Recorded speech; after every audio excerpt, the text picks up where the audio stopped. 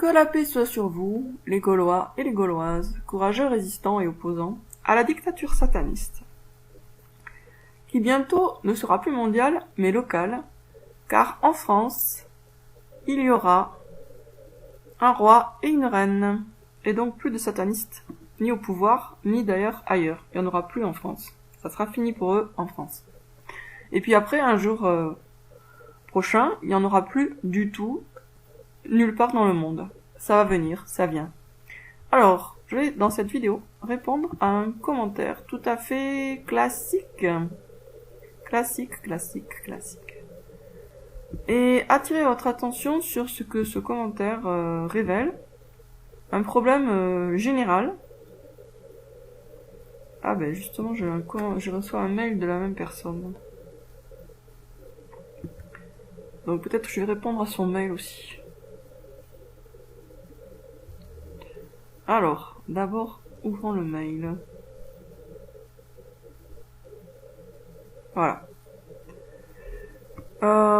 Salam Lucia, je t'ai parlé franco. Tu dis que t'es musulmane, mais la vérité, tu mélanges croyances bouddhistes et musulmanes en parlant de réincarnation de plusieurs vies. Alors que c'est les idolâtres qui revendiquent ça. C'est pour ça que pour ma part, je te suis plus sur ta chaîne. Là, t'es en train de faire pire que le discernement révélé, ou c'est pas trop comment ça s'appelle. Donc un conseil, ne joue pas avec Allah et n'invente ou alors dis que t'es bouddhiste en parlant de plusieurs vies antérieures. C'est pas l'islam, ça, c'est du bouddhisme. Et désolé si ça te vexe, mais je suis quelqu'un de franc. Ok. Donc, par rapport à ça, il y a une réalité dans laquelle il y a des arbres, des nuages, des montagnes, des lacs, des gens, des oiseaux, etc. Une réalité. Cette réalité n'est ni bouddhiste, ni islamique. En tout cas pas islamique au sens religion traditionnelle de l'islam. Ni bouddhiste, ni islamique, ni catholique, ni rien du tout. La réalité, elle est ce qu'elle est. Vous voyez un chat, c'est un chat. Il est là. Le fait de voir le chat, ce n'est ni bouddhiste, ni islamique, ni catholique. Le fait de le voir. Le simple fait de voir le chat, c'est juste que vous le voyez. Et vous le voyez pourquoi ? Parce qu'il est là. La réincarnation est une réalité. Et en tant que telle, eh bien, il faut y croire. Parce que la réalité, si on n'y croit pas, ça veut dire qu'on est connecté au mensonge et qu'on croit des mensonges. Ce n'est pas un article de foi d'une religion, à la réincarnation. Il n'y a pas, enfin, à ma connaissance, peut-être il y en a une, mais bon, peu importe. Même si c'est, pour certains, je sais pas, peut-être que dans certaines religions que je ne connais pas, c'est un article de dogme, de croire à la réincarnation. Mais, peu importe. Parce que la vraie question qui importe, c'est, est-ce que c'est vrai ou est-ce que c'est faux? Est-ce qu'on se réincarne ou pas? Est-ce qu'on a droit à une seule vie sur Terre, ou est-ce qu'on a droit à plusieurs? Alors après, Dieu fait ce qu'il veut. Hein. S'il veut que quelqu'un ait une seule vie, je suppose qu'il va faire en sorte qu'il n'ait qu'une vie. Mais la règle générale, c'est que nous avons droit à plusieurs vies. Les méchants à 2, les gens qui sont destinés au paradis à plus. Et ça, c'est ni bouddhiste, ni islamique, ni quoi que ce soit, c'est vrai, tout simplement. Alors après, on peut considérer que islamique est un synonyme de vrai, et à ce compte-là, la réincarnation devient islamique. Mais bon, on n'est pas obligé d'accepter cette définition, donc peu importe, de toute façon, la question c'est pas est-ce que c'est islamique ou bouddhiste ou autre chose, la question c'est toujours la même à laquelle je reviens, et que tout le monde veut éviter. La vraie question c'est, est-ce que c'est vrai, ou est-ce que c'est faux? Je suppose, et j'espère, et j'avais déjà dit ça avant, que si c'est entre guillemets islamique mais que c'est faux, par exemple que la pédophilie est légale si on épouse la fillette, ça c'est islamique entre guillemets, puisque c'est dit, affirmé par des savants entre guillemets de l'islam, des oulémas, beaucoup, tous quasiment d'ailleurs même. Je parle des grands oulémas du passé. Donc ça a beau être islamique, c'est dégoûtant et c'est faux.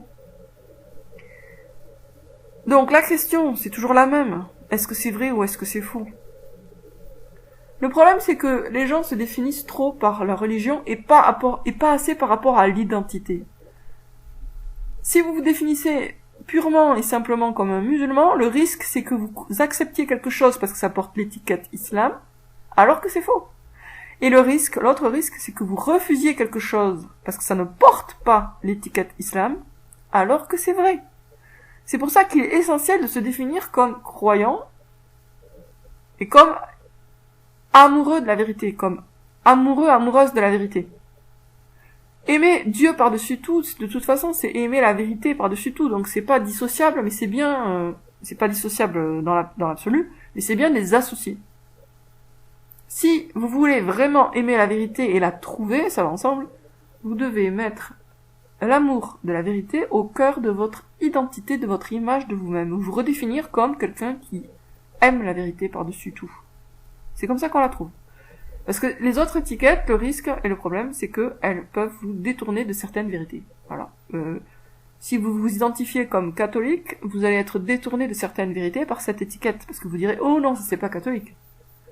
Si vous définissez essentiellement comme bouddhiste, pareil, vous allez être détourné de certaines étiquettes, de certaines vérités, parce que vous direz « Oh non, ça c'est pas bouddhiste », etc. Donc l'essentiel, c'est de mettre l'amour de la vérité au cœur de soi-même, et la religion un tout petit peu moins au centre.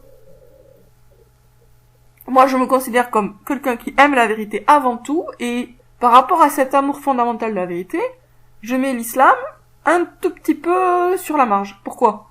Parce que l'islam, c'est un mot auquel on peut attribuer plusieurs sens, etc. On peut mettre des choses bonnes dedans, des choses moins bonnes, donc c'est un mot dont le sens est fluctuant et qui n'a pas toujours eu un contenu parfaitement pur. Alors que le mot vérité, ça correspond à vérité.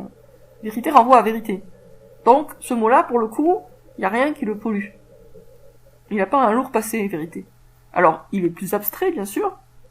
C'est pour ça que je me définis aussi comme musulmane, mais je mets pas ça au centre absolu. Avant, c'était ce que je faisais, je mettais musulmane au centre, vraiment. Mais j'ai compris avec le temps que c'était une erreur. Parce que dans l'islam traditionnel, il y a du vrai et du faux. Donc, je préfère mettre islam pas 100% au centre, et à 100% du centre, je mets l'amour de Dieu et de la vérité. C'est ça qui donne du sens à tout le reste et qui permet de faire le tri pour tout le reste. Donc peu importe si la réincarnation est bouddhiste, catholique, islamique ou autre chose, la vraie question, c'est est-ce que c'est vrai ou est-ce que c'est faux? Est-ce que l'âme a droit à plusieurs vies, plusieurs corps, ou est-ce qu'elle a droit à un seul? Mais il y a suffisamment de témoignages dans tous les sens, d'enfants qui parlent de leur vie antérieure, de gens qui sont souvenirs de leur vie antérieure et qui ont pu constater après que leur réminiscence était confirmée par des faits objectifs. Donc il y en a suffisamment des faits pour qu'on puisse dire oui, c'est une réalité la réincarnation. Est-ce que la réincarnation contredit le Coran? Absolument pas, au contraire, elle est en parfaite harmonie avec beaucoup de versets du Coran qui ont été interprétés autrement parce que les oulémas étaient gênés, donc ils ont cherché à évacuer, comme par exemple quand ils redéfinissent la mort pour dire la mort c'est avant la vie. Non, la mort c'est après la vie, c'est le moment où l'âme et le corps se séparent. La mort c'est l'état de séparation de l'âme et du corps, autrement dit ça vient après la vie. Donc dire que la mort c'est avant la vie, c'est juste jouer sur les mots pour éviter le sens bien clair du verset qui implique que les gens qui rôtissent en enfer ont eu deux vies sur terre. Et donc, s'ils ont eu deux vies sur terre, ils se sont réincarnés une fois. Voilà. Bon, sur ce, je vous dis à très bientôt, les amis.